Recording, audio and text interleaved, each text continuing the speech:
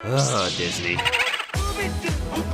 Did you ever ask the question, what happens after Simba becomes King of Pride Rock? What happened after Quasimodo was accepted by society? What happened after Cinderella found her prince? Exactly, no. We never asked these questions because they were all strong, solid, dignified endings that would require impossibly huge efforts in animation and story building to match. But for a while, Disney was happy to say to its creators, see that stellar piece of animation that's made a timeless mark on movie history? Well, here's 1/10 of the original budget. Go make an El Cheapo, home brand, no frills, lousy sequel to it. Disney sequels have developed a reputation of sorts. And as you probably know, that reputation is abysmal. But amongst the ember and ash, there were truly some beautiful Disney sequels. In fact, I personally think some of these are actually better than their originals. So today, let's check out the top 5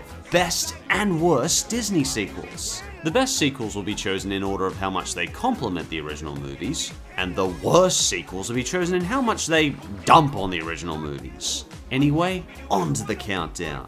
The 5th worst Disney sequel is The Little Mermaid 2. Ariel's melody. Yuck! This is the sequel where we start to delve into the cheap, contrived, overly saccharine territory. So the story is that Ariel and Eric have a daughter named Melody, but literally within 5 minutes, Ursula's crazy sister has appeared. Ursula's crazy sister! No, let's stop right there. Really? Ursula's crazy sister? Ursula's crazy sister Morgana isn't even really a villain. It's like we're watching a birthday party dress-up impersonator of Ursula, who is severely underpaid and not particularly invested in the role. Stop criticizing me! That's all my mother ever did was criticize me! Every part of this story just screams cheap rehash. So what's Ursula's crazy sister's motivation? Why does she want to capture Melody so much? They never really tell us. They vaguely indicate it might be something to do with revenge. But if that was the case, shouldn't she just try to kill Triton? And this points out one of the big problems here. All the characters have empty motivations and are empty shells of their former selves. Ariel's lost that carefree, headstrong nature that was so inspiring to many young women. Melody, you know you're not allowed in the sea. But why? I never want you going out there again, do you hear me? It's dangerous in the sea. How would you know? You've never even been in it. The story and dialogue for this one don't even seem to be trying. Look at me!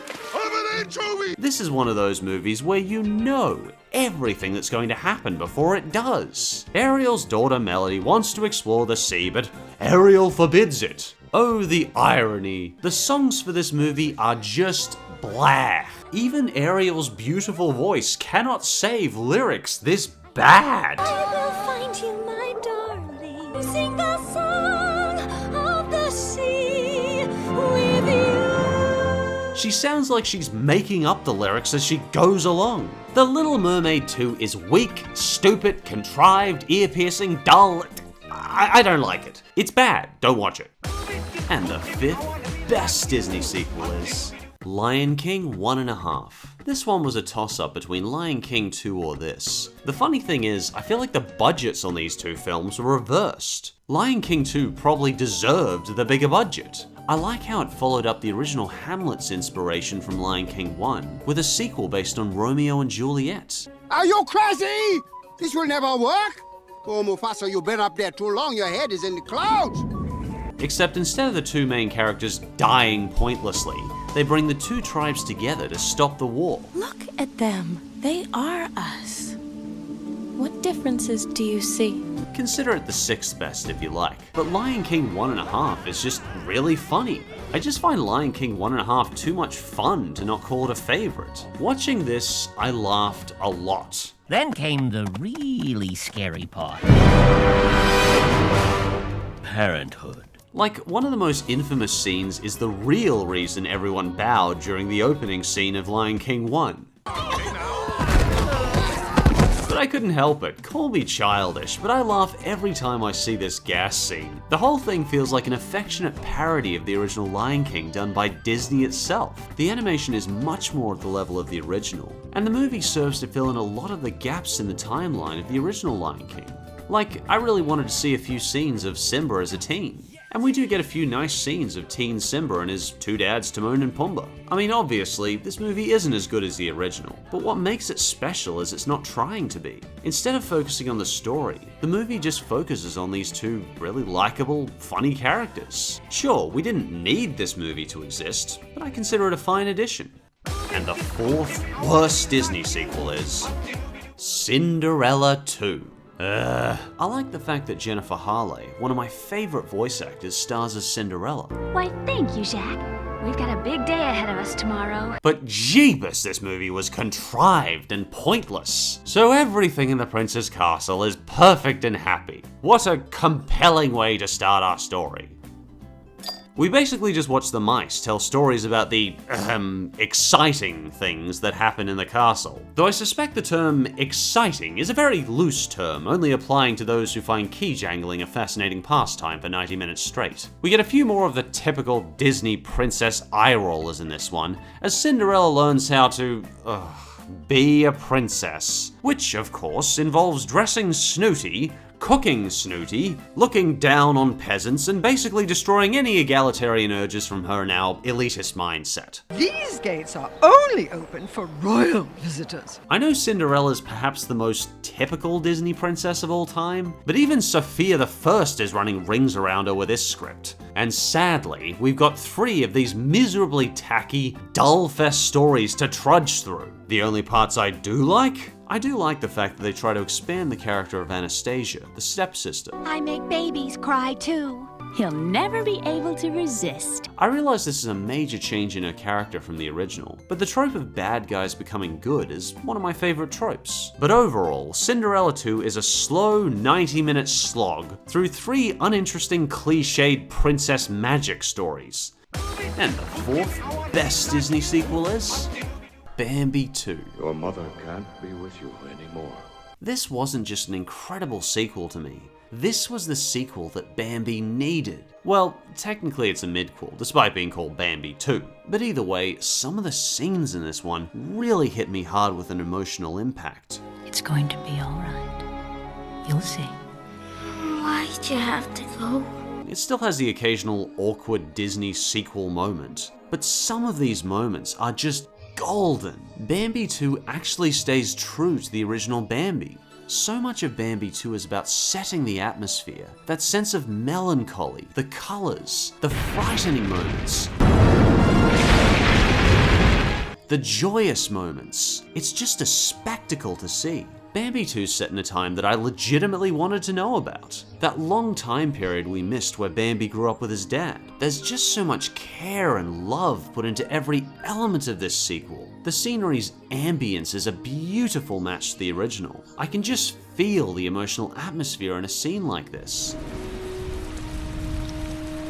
I very rarely see a Disney sequel give so much respect to Walt's original vision. A lot of the worst Disney sequels treat their original movie counterparts like a broken ladder to be crushed under in the sequel's horrid weight. But Bambi 2 treats the original movie with an almost sacred respect. Like something like Beauty and the Beast, good Disney movies use body language well. They speak to us without words. Like here, you can see the wheels turning in Bambi's father's eyes, showing his humanity and vulnerability for a brief moment. My only complaints? Well, Bambi's dad can be a bit too thick-headed at the start, and we get the stereotypical unlikable bully character. It's gotta be hard to have a father that's so ashamed of you that he'd give you away. Why did this character need to be in the movie? He just annoys me, and we all know Bambi's just gonna thump him eventually. The best word for Bambi 2 is graceful. Bambi was never about story, it was about emotion. And Bambi 2 cares for and complements those original emotions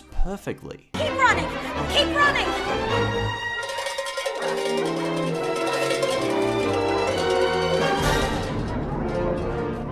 And of course, the 3rd worst Disney sequel is Mulan II. I've discussed this one in worst Disney movies, so I'll try and keep it brief. But Mulan 2 just has to be mentioned. The girl don't even realize how miserable she is. The odd thing about this is that Mulan 2, in a technical sense, is okay. It has animation that's relatively close in quality to the original, and the voice acting is okay. But so many parts of this movie just irked me. Looking back at it in retrospect, what probably annoyed me the most of all was Mushu's incredibly unlikable selfish change of character, and the stereotypical love conquers all message. Compared to the original, this entire drag of a sequel is just a low spectacle and tedious trudge. Mushu becomes so out of character, cruel, manipulative, and malicious compared to the original. It's honestly the most undignified, ugly, sporadic personality change I've ever seen in a Disney movie. Drop that boy like a hot pot sticker, kick him to the curb, burn his letters, and dance around the fire yelling, "Happy days are here again!" And the Chinese culture from the original is just gone. Any Chinese culture that was there is completely sidelined and ignored this time. Like I mentioned in worst Disney movies, I found there was one plus to the film, and that is that it's fun to watch Mulan's soldier buddies and the princesses build relationships. But unfortunately, Mulan and her boyfriend Shang's petty squabbles and Mushu's manipulation take the spotlight. The problem isn't as bad as it seems. The problem, Mulan, is you. What? You place your own feelings above everything. Which are the two single absolute worst elements of the film. Mulan 2 dumps on its original, and that is the worst crime a Disney sequel can commit. And I think the third best Disney sequel is The Rescuers Down Under. Now this sequel, it's not just good, it's so good that it blows the original Disney movie out of the water. What exactly happened here? This movie does everything a Disney sequel should do. It ups the scope, it ups the excitement, it builds on the characters. What more could they want? Why did this not do better? Compared to the original Rescuers, it's far less saccharine, far more versatile in its colors and settings, and far more memorable. I literally remember nothing about the original Rescuers, except that cutesy-wootsy girl they're saving, and the villain's henchman named Snoop. I don't know why I remember Snoop so well, he's just all I remember. Instead of being a sickly, sweet, contrived rescue story, it's a darker story that captures the ruthless nature of the Australian outback. Yet the world they create is so slick and lively at the same time.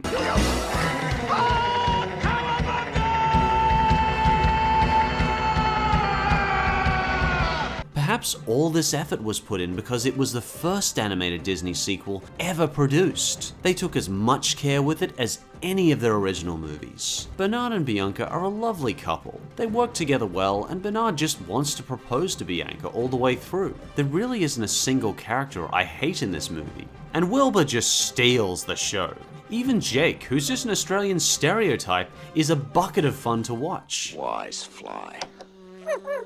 Even McLeach is a delightfully enjoyable bad guy. These are not Joanna eggs. I can thoroughly recommend this forgotten gem, and I have no idea why it did so badly. And pretty comfortably, the second worst Disney sequel is Hunchback of Notre Dame 2. Ugh, this one is shudderingly bad. Welcome to the most generic, sad, trite Disney sequels you can imagine. Take that gothic, epic, bleak landscape of Notre Dame,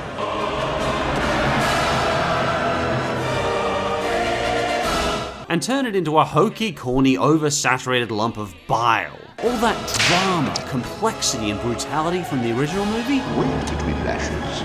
Otherwise, the old sting will dull into the new. Nah, we don't need that. Get rid of all tension and drama from the film, and make it a safe, sickeningly happy love story trudge. We've got dancing and singing about love and... ugh. I love Esmeralda! This is a really corny, stupid script.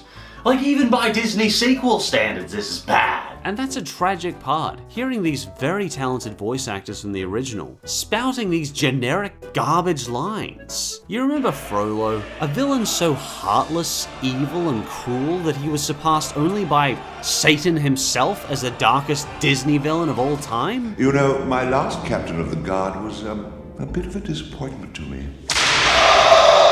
Well, no matter. Well, they replaced him with this. I could kiss me, but I'd fall in love. You Cretin, not so tight! This pansy thing we're given here is just sad. I mean, his voice actor's okay and he was clearly trying, but you just can't save a role this stupid. Frollo committed genocide and the burning of cities all in the name of his lust and God. This guy, he tries to steal a Belle.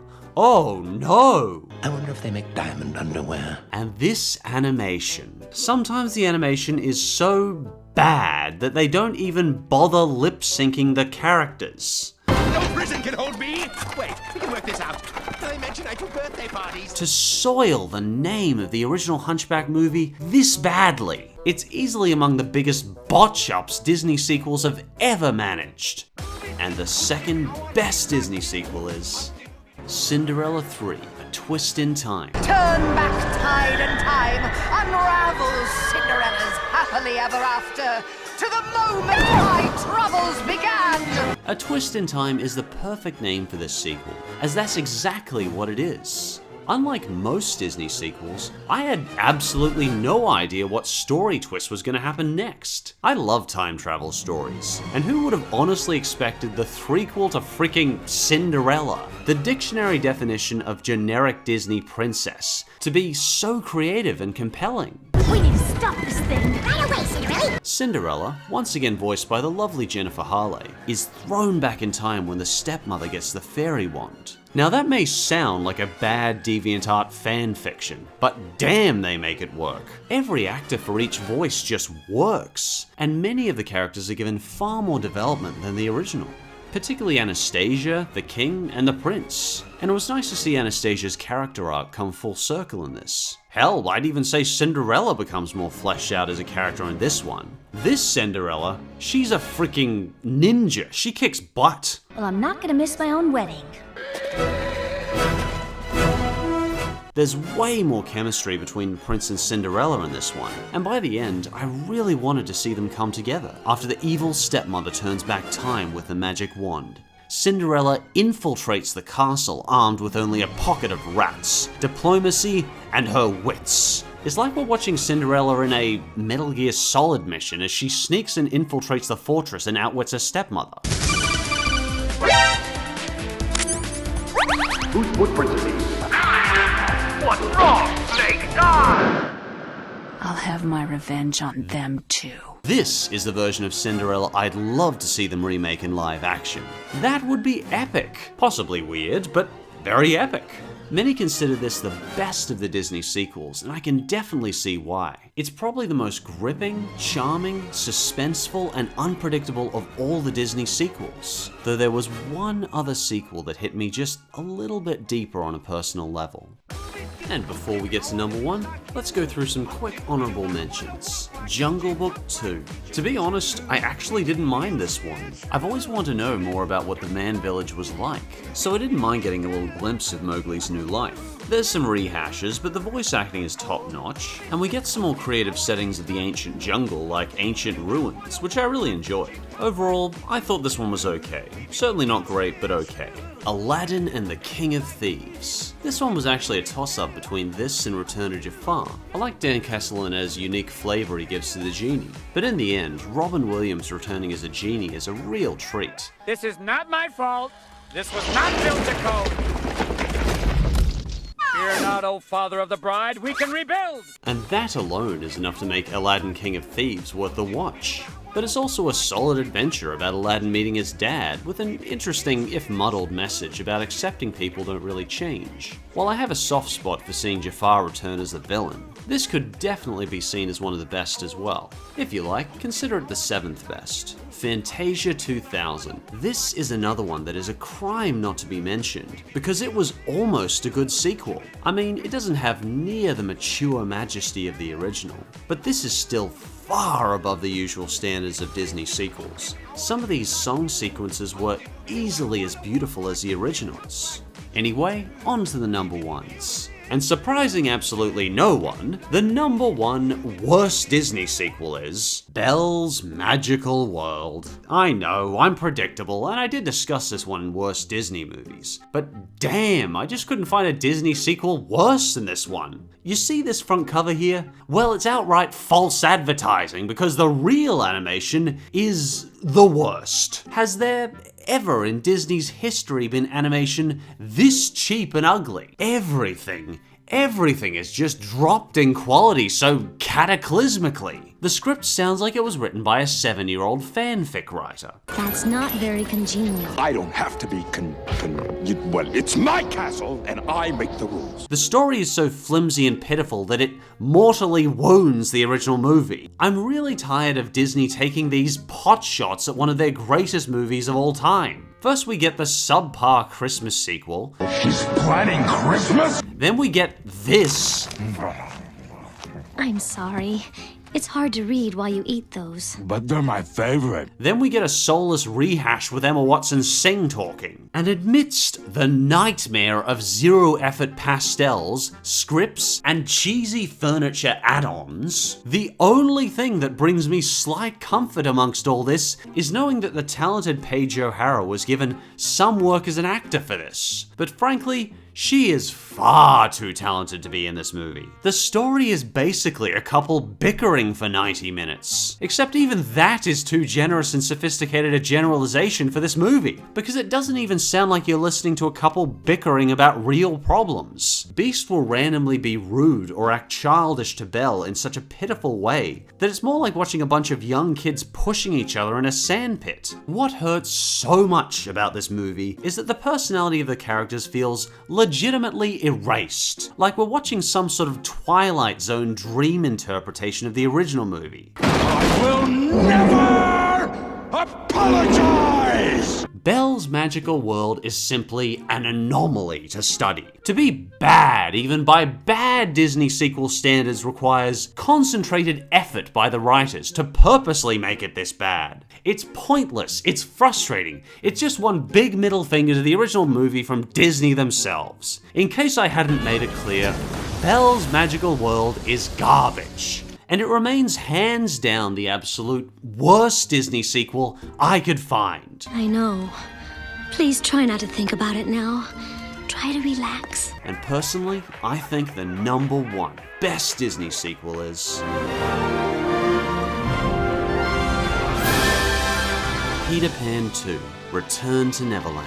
I thought very carefully about this one. It was a close match between Cinderella 3 and Peter Pan 2. But of all the Disney sequels, Peter Pan 2 gave me the best combination of exciting moments, magical moments, relatable characters, and emotionally touching moments. It had me laughing and just wrapped up in a magical world that almost took me back to seeing the original movie as a child. Peter Pan 2 gave me moments of delight, and that alone separates it from so many of the Disney sequels. It's cinematic, it has beautiful animation, and a compelling story about a child's struggle between fantasy and reality in the face of the horrors of war. The story is Wendy and her children are facing the Second World War. Oh no!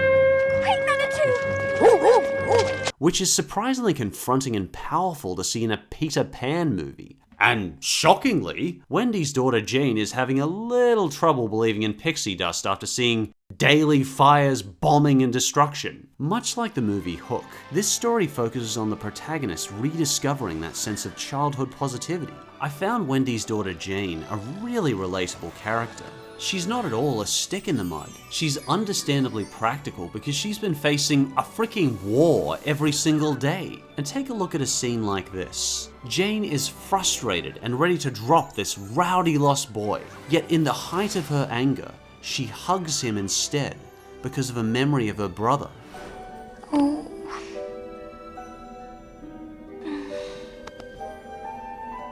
I have to go home. That may seem like an odd detail, but that is a legitimately realistic, multi-layered decision I would expect from a real human being. It's tiny beautiful details like this that really stood out to me. Like when Tink takes a brief moment to turn in lost sadness. making her horrible treatment of Jane feel far more understandable. Or when Jane holds out her handshake to Peter and Peter is completely confused by this grown-up custom through body language alone. And there's a real warmth and affection emanating from every character. I used to find the Lost Boys annoying, and in this one I really liked them. Part of what makes some of the scenes so epic is the incredible instrumental soundtrack. While the pop song in this one is very forgettable, we mostly get the ambient music, which is majestic and powerful. Hats off to Joel McNeely, the composer for this one. Even the comedy seems to work better. While I never chuckled much at the original crocodile chase scenes, the squid somehow just works better to me.